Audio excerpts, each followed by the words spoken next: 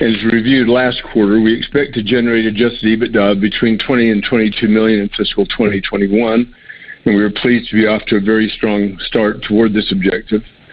Achieving that range in adjusted Ebitda would represent an approximately 50% increase in adjusted Ebitda compared to the $14.4 million of adjusted Ebitda we achieved in fiscal 2020.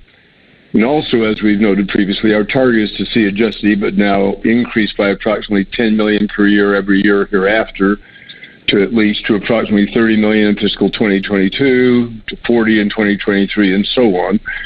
And these targets reflect our expectation that we'll be able to achieve at least high single-digit revenue growth each year, which is growth of approximately $20 million per year. But on average, approximately 50% of that amount of growth in revenue will flow through to increases in adjusted EBITDA and cash flow. As we also said previously, we fully expect to achieve an adjusted EBITDA to sales margin of approximately 20% over the next few years as adjusted EBITDA approaches $60 million, and to become a billion-dollar market cap company, even at the adjusted EBITDA multiple around 15, that is conservative relative to our adjusted EBITDA growth rate, which is more like 35%. And this, of course, doesn't reflect the multiple of that we'd ever get a multiple of revenue, which is often achieved by companies with similarly successful subscription-based business models. So, looking forward, as we've discussed, substantially all our growth has been and is being driven by growth in All Access Pass and related sales. This strong growth in All Access Pass and related sales has continued strong through the pandemic, as you've heard, and we expect it to continue to drive significant growth in the future. I'd like to just briefly highlight three factors that we expect will continue to drive significant growth in our subscription business, and which will drive the very significant growth in sales and profitability in the coming quarters and years. As shown in slide 18, these are, first, that driven by growth in All Access Pass, we expect substantially all of the company's sales to be subscription and subscription-related within the next 3 to 4 years. Second, we expect that the already significant lifetime customer value of an All Access Pass holder will actually continue to increase. And third, that as we continue to aggressively grow our sales force and our licensee network, the volume of new high lifetime value All Access Pass logos will accelerate. Just like to touch on each of these three quickly. First, as indicated in slide 19, driven by growth in All Access Pass related sales, we expect that substantially all of the company's sales will be subscription and subscription related within 3 to 4 years. As this almost complete conversion to subscription and related revenue occurs, we expect virtually the entire company to be able to generate the same kinds of growth in revenue, gross margins, revenue retention, and customer impact we've seen in our subscription business over the past 5 years. We expect this almost total transition to be driven by the following three things. First, by the continued strong growth of All Access Pass and related sales in the enterprise division in North America, where All Access Pass already accounts for 83% of sales. As shown in slide 20, All Access Pass and related sales represented only 13% or $13.7 million of total sales in North America in 2016 when we first introduced All Access Pass. The dramatic, sustained, compounded growth since then has resulted in All Access Pass and related increasing to $94.3 million for the latest 12 months through this year's second quarter. With annual All Access Pass and related sales growth expected to continue to grow at more than a double-digit pace, and with our historical legacy sales now at very low levels and expected to remain flat or decline a little bit further, we expect All Access Pass and related sales to increase to more than 90% of total North America enterprise sales over the next few years. The second major driver to becoming almost totally subscription and related is the conversion of the majority of our international operations to All Access Pass and related in the coming years. In addition to the 83% of North America enterprise sales, which are already All Access Pass, the growth and penetration of All Access Pass has also progressed rapidly in our English-speaking international direct offices. As you can see in slide 21, from having almost no subscription sales in these offices just 5 years ago, All Access Pass and related sales for the latest 12 months now account for 74% of total sales in the UK and 69% in Australia for the last 12 months. Both these offices are well on their way toward the same 90% penetration we expect to achieve in North America. As you know, our largest international direct offices are in China and Japan, both of which are in the early stages of conversion to All Access Pass, but accelerating. Having made the conversion to All Access Pass in the U.S. and Canada, the UK and Australia, we know what the play is. We are confident that China and Japan will also convert the vast majority of their revenue to All Access Pass and related in the coming years. And then the final driver of increased subscription penetration is the other area of the company is our education division, which accounts for 22% of sales. Slide 22 shows that in our K-12 business, 70% of our sales were pure subscription for the latest 12-month period through this year's second quarter. Slide 22 also shows the significant increase in subscription sales in our K-12 business over the past years, and we expect both our K-12 and higher ed businesses to continue to advance toward the same 90% subscription that we are close to in North America, which we're on the way to in the UK and Australia, and which we'll achieve also in China and Japan. With this combination of the 82% and everything else moving, we expect virtually the entire business to reflect the higher growth, higher margin, higher retention properties of our subscription operations in the coming years, as you've seen, and the impact will be what we've already seen in North America and on the total business. I'd now like to ask Paul Walker to address the other two elements behind our expected accelerated growth in our subscription business. Paul? Thank you, Bob, and good afternoon to everyone on the phone. So the second factor that we expect will continue to drive significant growth and profitability is shown there in slide 23, point number 2. It's that the already significant lifetime customer value of our All Access Pass holders has increased and will continue to increase in the future. As shown in slide 24, All Access Pass has first there at the top a relatively large and increasing pass size of $38,000, up from $31,000 just a year ago. Second, the pass has an annual revenue retention rate of greater than 90%, which was the case even throughout the pandemic.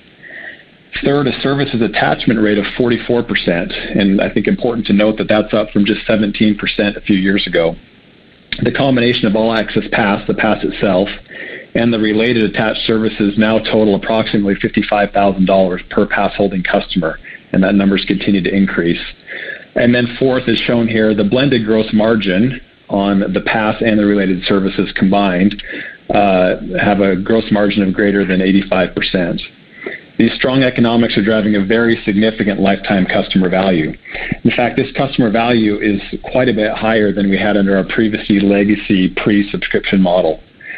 For example, as shown in slide 25, a prior client, an example client, spending $10,000 in a given year under our legacy model, typically spent about twice that, or $20,000 over 3 years, and has a gross margin of about 70%. In contrast, a typical All Access Pass customer today spends approximately $55,000 on a combination of their pass and the related services in their first year, $49,500 in their second year, and $44,500 in their third year, for a 3-year total of $149,000 between the pass and the related services. Stated a minute ago, whereas the old model was about a 70% gross margin, this new blended margin on All Access Pass and related is greater than 85%. So that's the second reason. The third reason is indicated here in slide 26. The third factor for driving our expectation of significant revenue and profitability growth is that as we continue to aggressively grow our sales force and our licensee network, the volume of new All Access Pass logos will accelerate. The combination of, one, our high and growing lifetime customer value, second, our less than 1-to-1 cost of acquiring a new customer, and third, our approximately 1-year payback on the investment in hiring a new client partner makes the economics of growing our sales force extremely compelling. As shown in slide 27, over the past 5 years, we've added 74 net new client partners in our direct offices. More than half of these client partners are only midway through their 5-year ramp up to $1.3 million in annual sales volume. We expect these ramping client partners to generate significant revenue growth over the next few years as they complete their ramp, and we also have a lot of headroom to add additional client partners. As shown in slide 28, this is just the U.S. and Canada example alone, where we currently have 179 client partners across both enterprise and education. We have room to add at least an additional 435 client partners in the coming years. We expect that the combination of ramping the existing client partners and hiring at least 30 net new client partners each year will allow us to add a significantly increasing number of new logos, which in turn will generate very significant and increasing lifetime customer value. And so we believe that the combination of these three factors will continue to drive significant growth in sales and profitability in the quarters and years to come. Bob, I'll turn it back to you. Great, and I'll turn it to Steve Young to address our guidance and outlook, but thank you very much, Paul. Steve? And I'll keep the ball. So our guidance for FY21, as discussed in past quarters, is that we expect to generate adjusted Ebitda between 20 and 22 million, and we affirm that guidance. This result would be an approximately 50% increase compared to the 14.3 million of adjusted Ebitda achieved last year.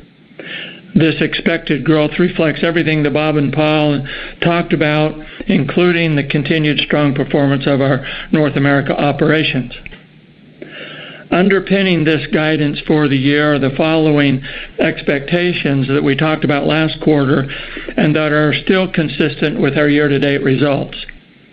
First, that a significant portion of the deferred revenue on the balance sheet and a portion of the contracted unbilled deferred revenue will clearly flow through to recorded sales as expected. Second, that the All Access Pass will continue to achieve, one, strong growth in both sales and invoice sales, high revenue retention rates, strong sales of new logos, and continued growth in pass expansion and multi-year contracts. We also expect that All Access Pass add-on sales will continue to be strong. Third, that net sales in Japan, China, and among our licensees will continue to strengthen. The increase in the All Access Pass sales, which we expect to achieve in these countries, will of course result in a portion of the new sales to be added to the balance sheet as deferred revenue. And fourth, that in education, we expect to continue to achieve strong retention of both schools and revenue among existing Leader in Me schools. And despite the fact that the environment could be challenging and budget constrained for education in the remainder of FY21, we still expect to achieve growth in the number of new Leader in Me schools beyond the 320 schools achieved in FY20. So that's our overall guidance, that we affirm that guidance. For the third quarter of fiscal 2021, we expect that adjusted Ebitda will be between 4 and 4.5 million, compared to the adjusted Ebitda loss of 3.6 million in last year's pandemic-impacted third quarter. Please note that the amount of adjusted Ebitda expected in Q3 is not only more than 7.5 million higher than last year, it is also higher than the adjusted Ebitda result of 3.1 million achieved in the third quarter of FY19. So that's our guidance. Now our general targets for years beyond 2021. As we've said before, building on the 22 million of adjusted Ebitda that we expect to achieve this year, and driven substantially by the expected continued growth of All Access Pass, our target is to have adjusted Ebitda increase by around 10 million per year, to around 30 million in FY22 and to around 40 million in FY23. These targets reflect our expectations of being able to grow at least high single-digit revenue growth and approximately 50% of that growth in revenue will flow through to increases in adjusted Ebitda. While changes in the world's business outlook and many other factors could impact our expectations, we wanted to share these as our current internal targets and assumptions. We also want to mention again that not only are these our targets, but then when you read our last proxy, you noted that these are the targets that are tied to us achieving our LTIP awards. That's our guidance, Bob, and turn the time back over to you. Great. Thanks so much. And really want to express appreciation to the whole Franklin Covey team and to all of you for your support and guidance. And throughout this past year, we're delighted to be where we are and grateful and really excited about what's ahead of us. At this point, we'll open it to questions. Thank you. We'll now begin the question and answer session. If you have a question, please press star, then 1 on your touch-tone phone. If you wish to be removed from the queue, please press the pound sign or the hash key. If you're using a speakerphone, you may need to pick up the handset first before pressing the numbers. Once again, if you have a question, please press star, then 1 on your touch-tone phone. And our first question comes from Andrew Nicholas from William Blair. Your line is open. Hi, good afternoon. Hi, how are you? Good. First, I was kind of hoping you could outline specifically where you saw better than expected performance in the second quarter, and at least relative to your internal expectations. And then, kind of relatedly, trying to get a better feel for the rationale for maintaining the full year guide. Looks like what's implied for fourth quarter adjusted Ebitda is a decent step down from your historical averages in the fourth quarter and even the fourth quarter of last year. So is that a function of some conservatism, or is there a pretty meaningful increase in expense spend in the back half of this year? Just kind of help me pick that apart a little bit, if you wouldn't mind. Great. Yeah, taking the last question first, I think your observation is our observation too, which is primarily, we think, conservatism, just recognizing that a lot of our education sales occur in the first quarter.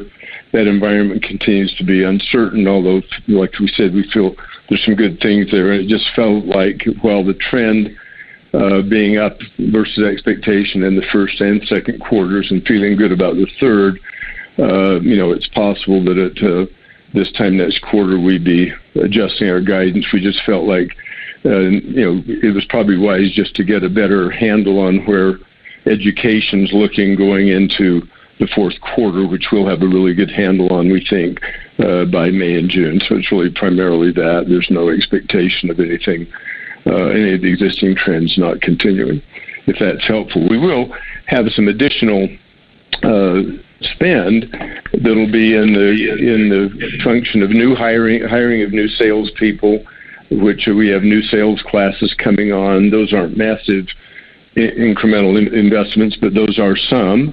There are some there. Also, although it doesn't affect adjusted Ebitda as much, there will be some expense. Last year, the bonuses and other things, of course, were some of it will hit adjusted Ebitda and reduce it, but it's not enough to change the general trend. So it's more just trying to feel like we have a really good handle by the time we would, if we were to change our guidance, that we do that knowing where we believe education is. Is that response on the second half of that question? Got it. No, that's helpful. And as to the question of where sorry. Yeah, as to the quarters where we overperformed a bit, Paul and Jan and Sean, would you like to address that?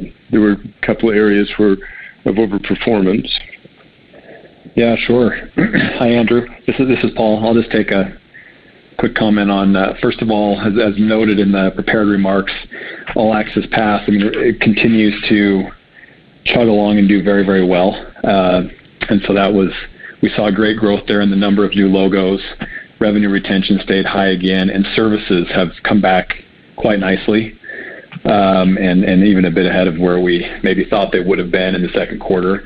And then also international direct, while we knew it would improve, it was only off 14% in the second quarter, and that continues to strengthen for us. And then, of course, our gross margins, as we convert to All Access Pass and the mix of business shifts, it continues to benefit our gross margins greatly, which, of course, drops to the bottom line. So I would say those would be three on the enterprise side. Yeah.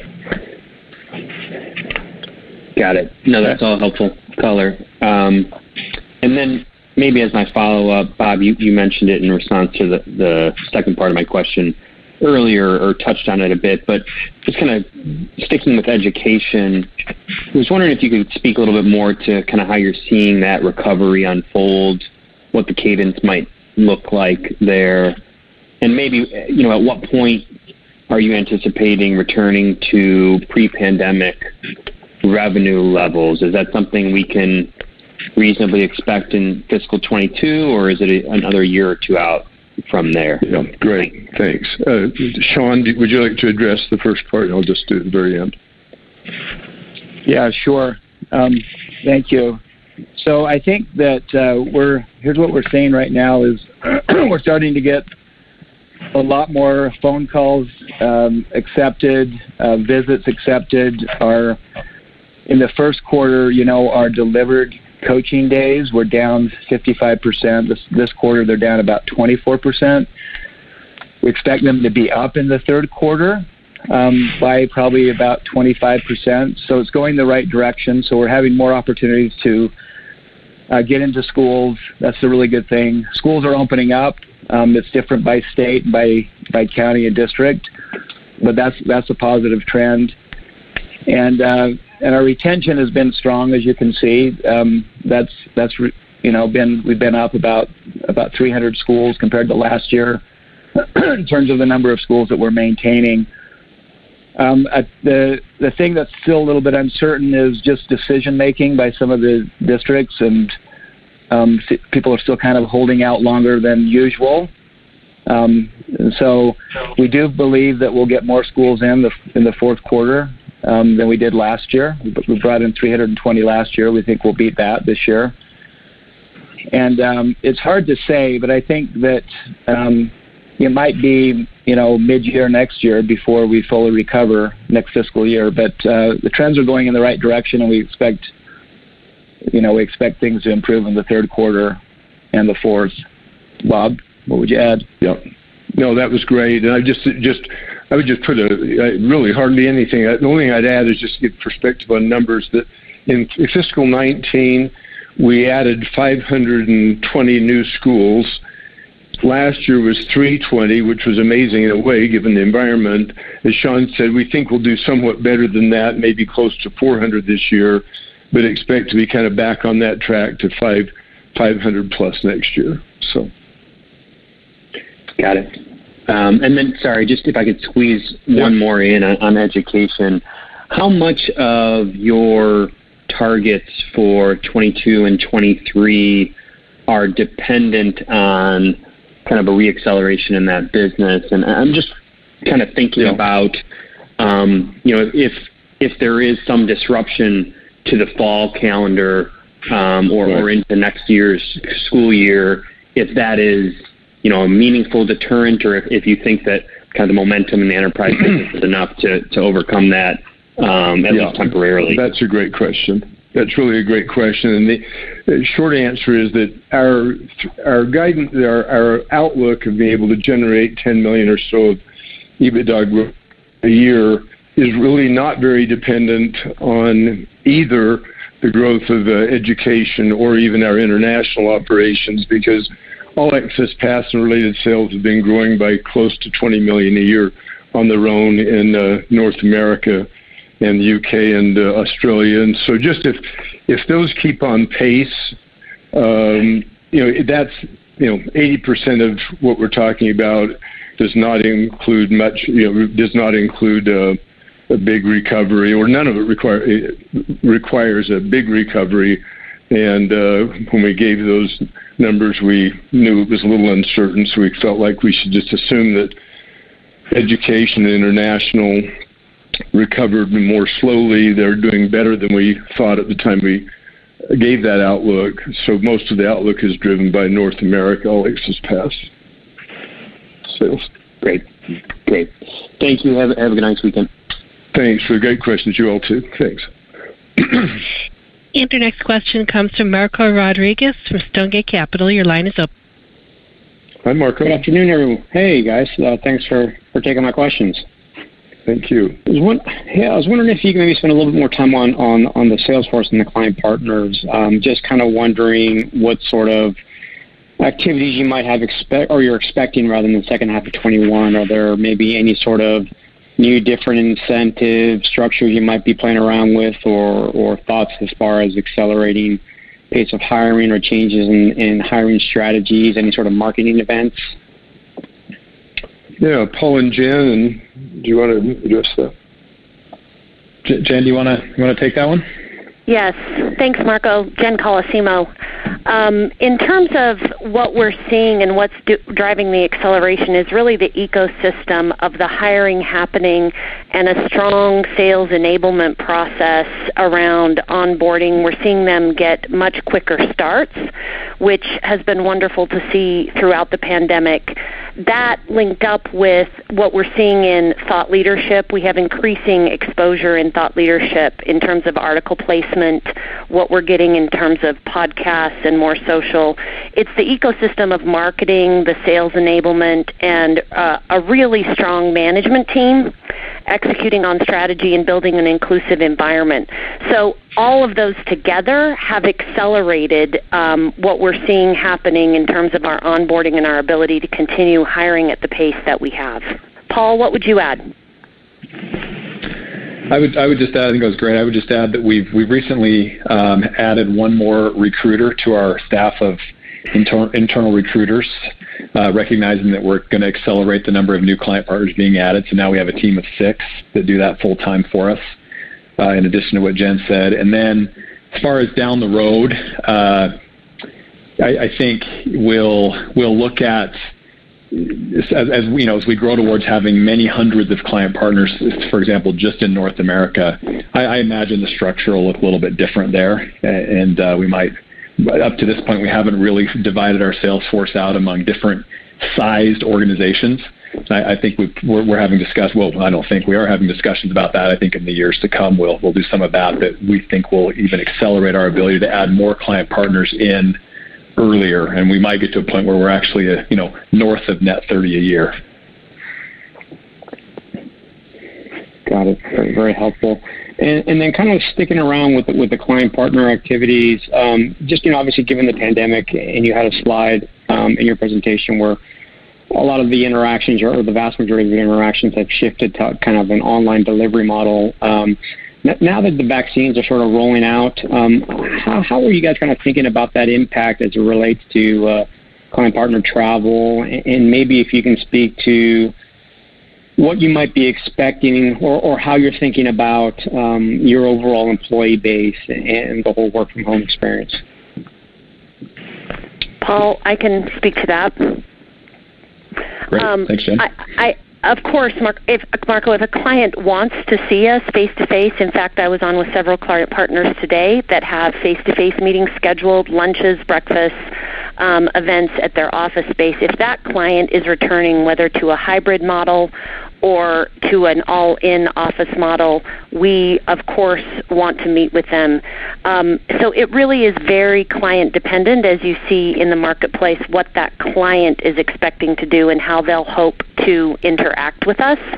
I do not expect us to return anytime soon to the same sort of travel that we had previously, simply because the clients aren't looking to that kind of travel. So from a travel standpoint, we are looking at what makes sense based on our client bias, which, as you might expect, is differential dependent on province or state in Canada and the U.S. Got it. Very helpful. Thank you guys for your time. I appreciate it. Thanks, Marco. Appreciate it very much. And our next question comes from Jeff Martin from Roth Capital Markets. Your line is open. Hey, Jeff. Thanks. Good afternoon. How are you? Good. How are you doing? Good, thanks. Was curious if you could expand on the opportunity within education, specific to, how the stimulus programs benefit you and how they're going to need to, basically reinvigorate the teachers and the students back to kind of normal. And are you doing anything for social and emotional learning different than you otherwise would have when you go work with existing and new schools? Great. Sean, would you like to address? Yes. Hi, Jeff. Hi, Sean. Sure. Yeah. Here's what we're seeing. We're thrilled about the three big COVID bills. It's going to bring a lot of money in. The amount, the $200 million over the last year compares to about 200 billion, compares to about 50 billion that typically the federal government spends in K-12 education. So it's like a threefold increase. This will help supplement for some of the budget cuts, and so that's a good thing. It will also help with Title I schools primarily, which is where we're strongest. Over 60% of our business is with Title I schools. These are schools that have high poverty. So we're doing a lot to try to take advantage of this. We have, in the last just few weeks, we've bid on bigger requests for proposals, RFPs, than we ever have before. And a lot of these are around what we call learning recovery. Learning loss is a big factor. The schools are very concerned that students have lost a whole year of learning, and it's going to impact them long term. And so we've added to our positioning this whole learning recovery nose cone on top of our marketing and positioning, where we're going out to schools and districts and saying, hey, Leader in Me is actually really good at helping you recover learning. We've got a solution to help you do that. So we're taking advantage of this by going after stimulus money. We're targeting it. We recently hired a person that's a specialist in this area. There's a lot of money to be had, and this won't just be for a few months. This will last for a couple years, all this money. So it's kind of a long-term play over the next 2 to 3 years. Student and teacher wellness is another big factor. There's just been a lot of trauma for students and for teachers. Just the changes and we're in school, we're out, the hybrids, the amount of stress that's created, that's been a huge factor. In fact, those are the top two hot topics right now is what do we do with all this learning loss, and what can we do with helping with wellness with teachers and students. And so we're also going after that. We've actually created, just in the last 2 months, some new products that are part of Leader in Me, but they're kind of, adjacencies to it to go after teacher and student wellness. So we feel like this is a big opportunity for us. We think SEL, social emotional learning, is right down our alley. So this is why we're pretty bullish about the future, is we feel like we can really take advantage of the stimulus money, do a little bit of repositioning of the Leader in Me to take it, to leverage these hot topics that we're seeing right now. So Jeff, is that responsive to your question? Yeah, that's very helpful. I mean, I think it's intuitive that Leader in Me plays an important role here, and it strengthens the value proposition is kind of the way I see it. Yep. Yeah. So too. It does. Okay, I have a couple more real quick here. Was curious, Bob, if you could elaborate on where you are with respect to the rollout of the All Access Pass subscription model internationally. I know that's hard to do because you got to decipher across regions, but from a high level, how much of the international markets are actively selling All Access Pass now? Which ones are kind of pending some additional work that needs to be done? And with respect to the license partners, kind of same question. How many of them, or what percentage of them are actively selling All Access Pass today? Great. Yeah, we mentioned in this script that the prepared remarks, that in the English-speaking and UK and Australia, they're already at about 70% All Access Pass, and so that's been going concurrently. But Paul, do you want to talk about the efforts to convert the licensees and our offices in Japan and China and Germany?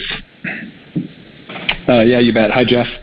Okay, so in Japan, we're now well underway. In fact, Japan is approaching a quarter of their client base is now converted to All Access Pass, and we see that playing out as maybe a third over the next 3 years, such that 3 years from now their business will look very much like the U.S. and Canada's business today.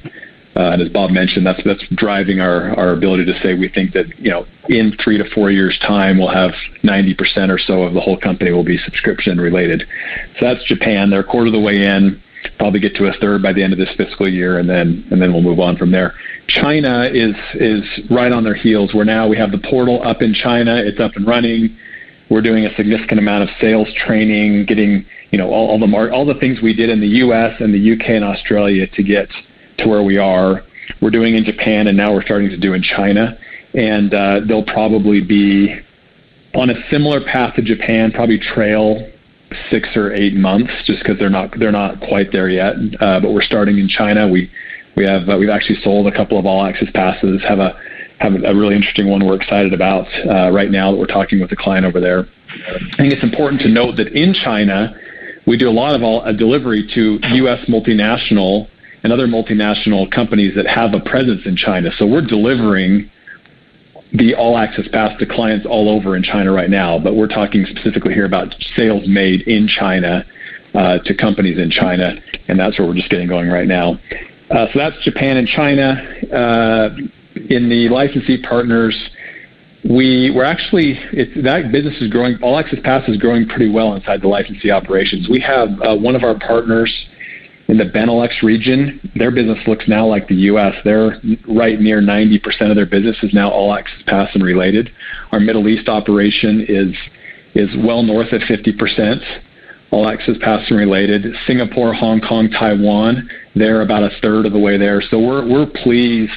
It's a little bit of a different dive getting them as our licensee partners across on that, but every month, every quarter, their business is converting, and I think we're on a similar timeline with them as we are in China and Japan. I think we're looking at 3 years from now, maybe 4 at the outside marker there.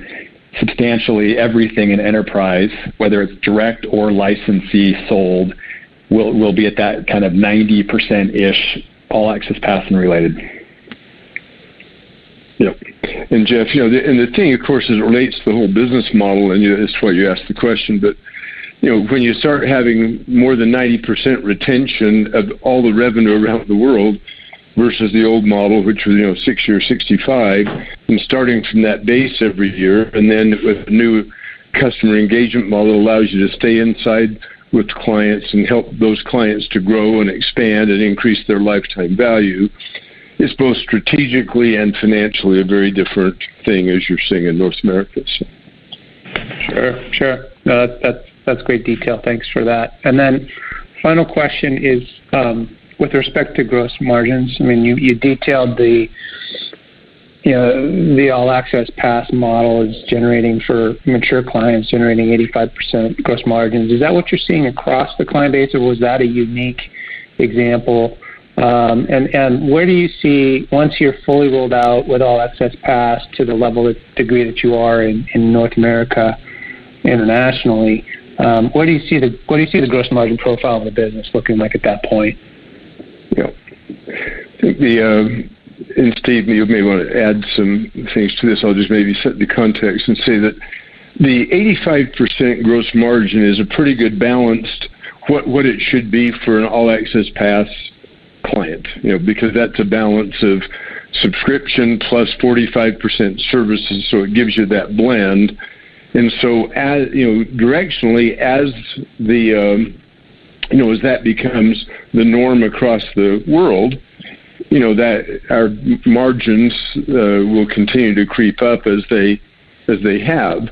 That might not happen every quarter because you may add more services. The mix may not stay every quarter be exactly the same mix, but we've seen the services repeat really at about the same 90 on the same store basis or same client basis at about the same level. So we think that's a model that our gross margins will tend to increase over time. Some things that will work against that been muted a little bit, is that as services grow in some areas where they don't yet have, they're selling All Access Passes, not as much add-on services.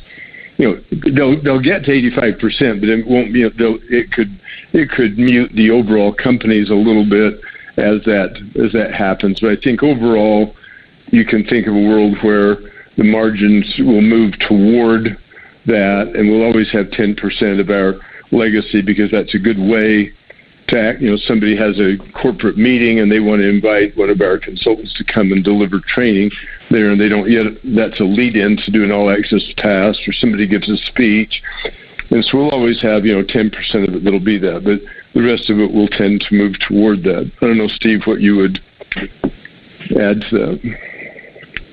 No, Bob, that's exactly what I'd say. Our gross margin is primarily a function of mix.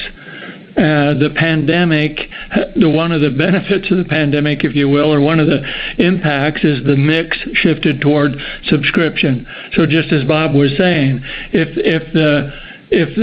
the mix, while the subscription business will continue to grow over time, and that will cause the margin to go up, if the other areas, as they come back, could have some reduction for a while, and particularly travel. Maybe 100 basis points of our improvement is related to travel. When travel comes back, it will impact our gross margin, but not our Ebitda. So, Bob, exactly what you said. Jeff, the reason why that travel does that. Oh, sorry, Steve, go ahead. No, go ahead. No, why don't you explain just how travel plays into that? It's not our corporate travel; it's travel of consultants to client sites. Yeah. So the reason it doesn't impact our adjusted EBITDA, because we bill the customers and get reimbursed, but it's a meaningful amount that hits revenue and cost of sales with zero margin. So you just think of a sale with zero margin. So it impacts our gross margin percentage a bit while not hurting our adjusted EBITDA. So that means there'll just be a little bit of a coming out of the pandemic adjustment to gross margin, and then a long-term increase of gross margin as the mix of the whole company shifts more percentage-wise towards subscription. Got it. Thanks for the color, and have a nice holiday weekend. Right, you too, Jeff. Thanks so much. And that concludes our question and answer session. I'll turn the call back over to Bob Whitman for final remarks. All right. Well, again, with thanks to each of you for your support and confidence through this period. We're grateful to you, grateful to our team. Just want to express maybe publicly you've heard from our amazing executive team that they really are incredible. And just in every area, you couldn't have better leaders who have more engaged employees. In the middle of this pandemic, our employee engagement scores actually went up. They were already high. You'd expect we have a good culture, but they actually went up to new levels, just showing that what trust does, even in difficult times, trust and leadership does. And so I love and admire our people and both our executive team and all of our leaders and people. And I think it's an important point there. It's one of our huge strategic advantages. So thanks to all of you, and have a great holiday weekend. And we'll look forward to talking to any of you who would like to follow up just as soon as you'd like. Thanks so much. Thank you, ladies and gentlemen. This concludes today's conference call. Thank you for participating. You may now disconnect.